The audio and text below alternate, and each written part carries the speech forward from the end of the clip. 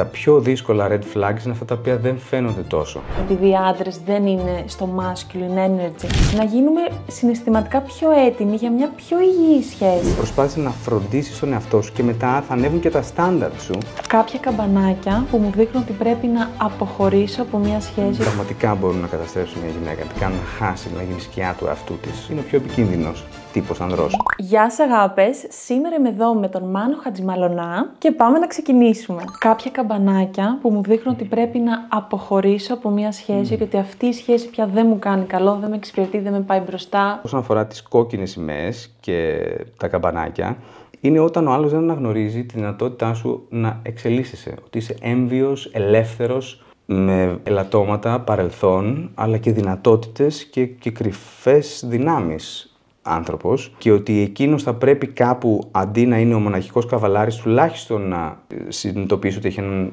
δεύτερο καβαλάρι σε διπλανό άλογο. Δηλαδή με την έννοια να σου αναγνωρίζει την ελευθερία, την αυτονομία, το να θέλει να μάθει από σένα, το να εναλλάσσει αυτούς τους όρους, να θέλει να εξελιχθείς για να μπορέσεις να γίνεις ίσως και πιο ικανή από εκείνον και δεν το βλέπει εγωιστικά και ότι είναι ή το ένα ή το άλλο. Οπότε ένας άνθρωπος ο οποίος τα ξέρει όλα, θέλει να σου πει τι θα παραγγείλεις στο μενού, λόγου χάρη, και είναι επικριτικός και τα λοιπά, ή θέλει απλά να γατζωθεί από πάνω σου, γιατί υπάρχουν και αυτοί, και να του εξυπηρετήσει όλες τις ανάγκες, δηλαδή ψάχνει μια μαμά, η οποία μπορεί να ήταν και δούλα και κυρά, τέλος πάντων, και για τον πατέρα του αλλά και για τον ίδιο. Αυτά θεωρώ ότι είναι τα πιο σημαντικά και επικίνδυνα και για τη σωματική ακεραιότητα σε βάθος χρόνου για μια γυναίκα. Χαρακτηριστικό των πιο δύσκολων περιπτώσεων, γιατί καλά να βρεις έναν άνθρωπο και να τον απορρίψεις επειδή δεν είναι ο τύπος σου, η βάση των red flags, αλλά τα πιο δύσκολα red flags είναι αυτά τα οποία δεν φαίνονται τόσο. Και μιλάμε για ανθρώπους οι οποίοι είναι επικίνδυνοι, είναι αντικοινωνικοί, δηλαδή είναι της τριάδας του ναρκισσιστή, της οριακής διαταραχής, του μακιαβελιστή, του σαδιστή. Είναι αυτή η τετράδα κάτω από την αντικοινωνικότητα, όπου είναι ένας άντρας, συνήθως τους άντρες εμφανίζονται, και είναι ο πιο επικίνδυνος τύπος ανδρός. Είναι αυτούς τους sociopaths που λέμε. Αυτός που τα έχει όλα ή ένα από αυτά? Ένα συνδυασμό από αυτά. Γενικότερα είναι αυτός ο οποίος δεν θα βάλει κανέναν και για κανέναν λόγο πιο ψηλά από τον εαυτό του. Ποτέ. Πολύ σύνηθες αυτό. Αυτό όμως δεν βγαίνει να το πει, επειδή είναι ακραίο να το πει. Βρίσκεις τρόπους και το κάνει ως γοητευτικό, το κάνει ως εγώ είμαι εδώ για σένα, εγώ για σένα νοιάζομαι, ή θέλω να είμαι ο άνθρωπος που μπορεί να σου προσφέρει τα πάντα. Ακόμα αλλά και το γυμναστήριό μου δεν το χάνω με τίποτα, ακόμα και αν είναι η γιορτή σου, ας πούμε. Ναι, αυτό είναι λέω ένα μικρό ακραίο παράδειγμα.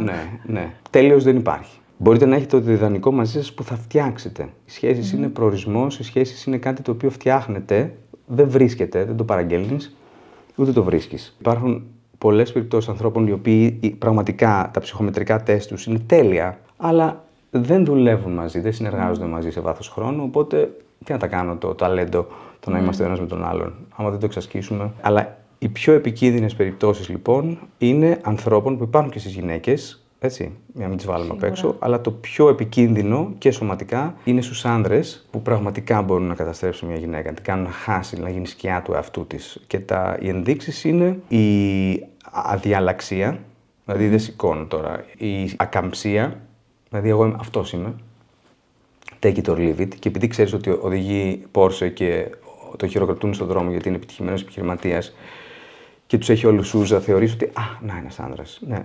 Τον θαυμάζουν όλοι και είναι πολύ έτσι σκληρός, ας πούμε, κτλ. Ναι, με τους άλλους θες να είσαι κι εσύ μήπως μέρος στους απέναντι, και ας είσαι μέσα στο σπίτι σου, και ας είναι μέσα στο σπίτι σου, και ας είσαι μητέρα του παιδιού του. Γιατί αυτό μπερδεύουμε καμιά φορά. Το επόμενο. Να αναγνωρίζει τα ελαττώματά του ή τέλος πάντων τις περιοχές που μπορεί να γίνει καλύτερος, και όταν του τις ερεθίζεις με το να πεις θα ήθελα να μου ξαναπείς αυτό, τι έγινε τότε, ή ξέρω εγώ με τις πρώην σου λόγου χάρη μόνο εκείνες έφταιγαν, εσύ πού φέρεις μια ευθύνη? Αν σου πει ότι πουθενά δεν φέρω ευθύνη, τότε θα πρέπει να σε ψηλιάζει, δηλαδή το ότι είναι καλύτερο στα πάντα, γενικότερα, το οποίο το βγάζει είτε με μια αυτοεπεποίθηση είτε με μια θυματοποίηση. Αυτά είναι επικίνδυνες ενδείξεις. Είναι εγωιτευτικές.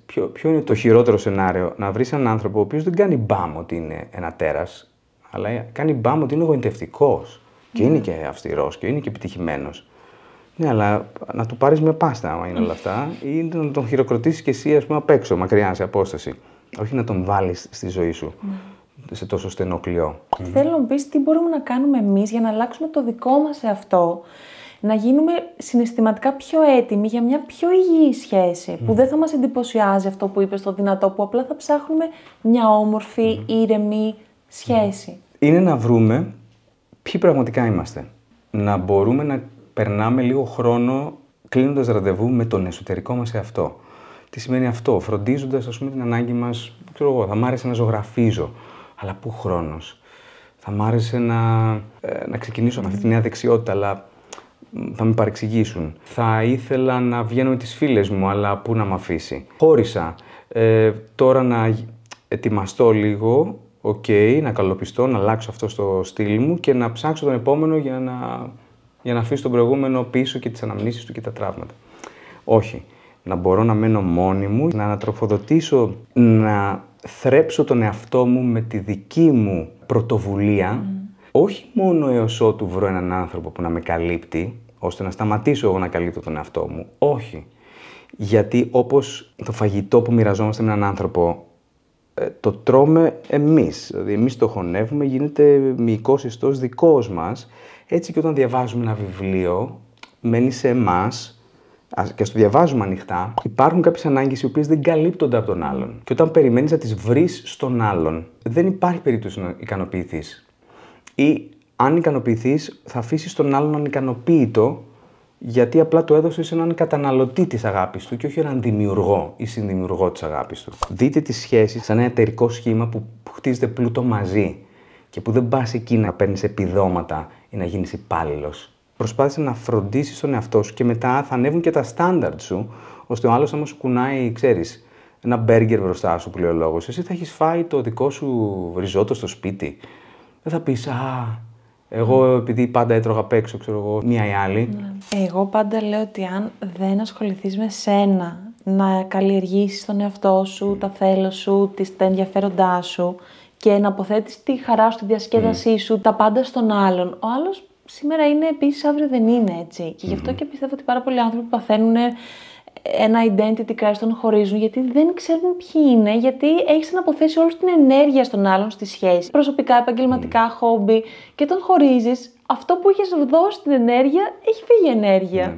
Ενώ αν την είχες δώσει σε σένα, αν το πάρουμε με. Δεν είναι στην ψυχολογία αυτό, εγώ έτσι το εξηγώ, ότι αν το έχεις επενδύσει σε σένα, θα ήταν πιο ασφαλής επένδυση. Τι ωραία. Γιατί ο άλλος φεύγει, εσύ θα είσαι εκεί για σένα όμως. Η υγιής αγάπη θέλει τα δύο άτομα να μην βρίσκονται εγκλωβισμένα, αλλά να βρίσκονται ελεύθερα και να επιλέγουν ελεύθερα κάθε μέρα, ας πούμε, κάθε περίοδο ένα τον άλλον.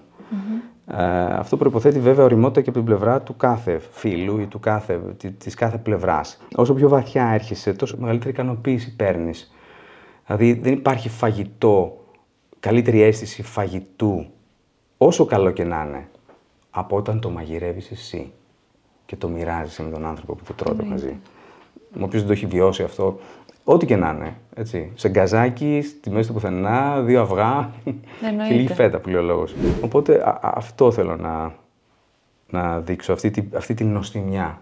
Όπου η αίσθηση νοστιμιά είναι ότι σε κάνει να επιστρέφεις στον εαυτό σου. Ο νόστος, η πατρίδα.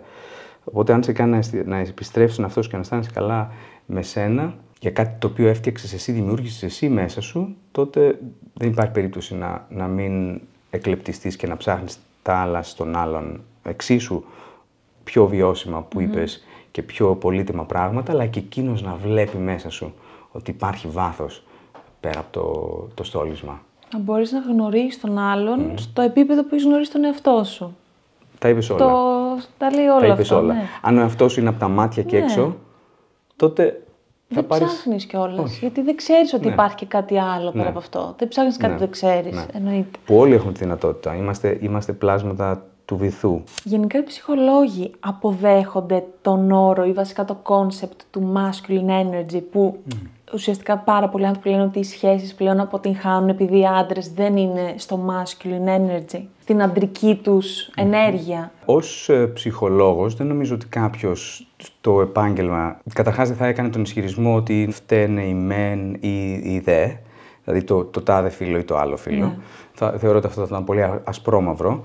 Επίσης, το masculine energy προφανώς δεν είναι δόκιμος όρος. Και φαντάζομαι έτσι όπως το εννοεί όσοι το χρησιμοποιούν, είναι ότι και καλά είναι η στιβαρότητα, το να υπάρχει μια πρωτοβουλία, μια αίσθηση προστατευτικότητας απέναντι σε μια γυναίκα και όλα αυτά. Πολύ ωραία. Αυτό όμως ανήκει σε στα στοιχεία τα οποία λέγονται αρσενικά και θηλυκά, τα οποία όμως βρίσκονται μέσα σε ένα πλαίσιο νοήματος που λέγονται ανδρόγυνα στοιχεία, τα οποία όμως δεν μπορεί να τα έχει μόνο άνδρας ή γυναίκα. Γιατί ξέρουμε όλοι μας, και γυναίκες και άνδρες, οι οποίοι έχουν μια αντιστροφή, μια ύπαρξη και των δύο χαρακτηριστικών. Νομίζω όλοι έχουμε και από τα δύο, όλοι, έτσι. Ναι.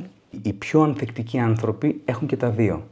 Δηλαδή μπορούν να είναι και στιβαροί, αποφασιστικοί, διεκδικητικοί, που είναι ανδρικά στοιχεία, λέγονται, επειδή εμφανίζονται σε μεγαλύτερο μέγεθος και ένταση στους άνδρες. Και παράλληλα μπορούν να έχουν άντρες-γυναίκες τη φροντιστικότητα, την ενσυναίσθηση, την οργάνωση. Άνδρες, η οργάνωση την κάνουν καλύτερα οι γυναίκες και την εξοικονόμηση. Το πρόβλημα είναι όταν υπάρχει μία ανομαλία ή μία ανισορροπία ανάμεσα στα δύο. Ούτε στις γυναίκες είναι υγιές να μην είναι διεκδικητική, να μην είναι αποφασιστική, να μην είναι στιβαρή στις αποφάσεις της. Σημαντικό είναι να μπορούμε να μπαινοβγαίνουμε από ρόλους. Δηλαδή και ο άνδρας να μπορεί να γίνεται γατάκι και η γυναίκα να γίνεται το αφεντικό του σπιτιού. Και ο άλλος να μην την ανταγωνίζεται επειδή αντιβαίνει, ας πούμε, στον εγωισμό του, σε αυτό το ρόλο και καλά, του δήθεν. Οι άντρες επηρεάζονται ακόμα και γονιδιακά. Είναι πολύ πιο ελλειπείς σε έναν βαθμό όντα για να μπορούν και να βγαίνουν έξω και να αντιμετωπίζουν τη σκληρότητα του κόσμου και να προσαρμόζονται, αλλά και να προσαρμόζονται στις ανάγκες των γυναικών. Ναι.